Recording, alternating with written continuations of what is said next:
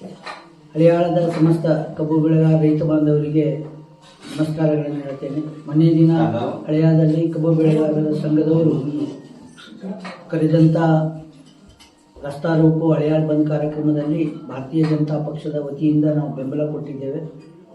ಪಕ್ಷದ ಅಧ್ಯಕ್ಷರಾದ ವಿಠಲ್ ಸಿದ್ದ ನೇತೃತ್ವದಲ್ಲಿ ನಾವೆಲ್ಲರೂ ಅದರಲ್ಲಿ ಭಾಗವಹಿಸಿ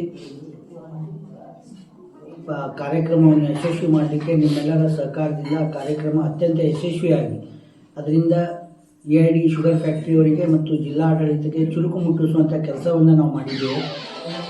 ಇವತ್ತಿನ ದಿನ ಅದರ ಪ್ರತಿಫಲವಾಗಿ ಸನ್ಮಾನ್ಯ ಜಿಲ್ಲಾಧಿಕಾರಿಗಳು ನಾಳೆ ದಿನ ಹಳಿಯಾಳಕ್ಕೆ ನಮ್ಮ ಸಮಸ್ಯೆಗಳನ್ನು ಆಲಿಸಿ ಒಂದು ಸೂಕ್ತವಾದಂಥ ನಿರ್ಧಾರವನ್ನು ತೆಗೆದುಕೊಳ್ಳಿಕ್ಕೆ ಬರ್ತಾ ಇದ್ದಾರೆ.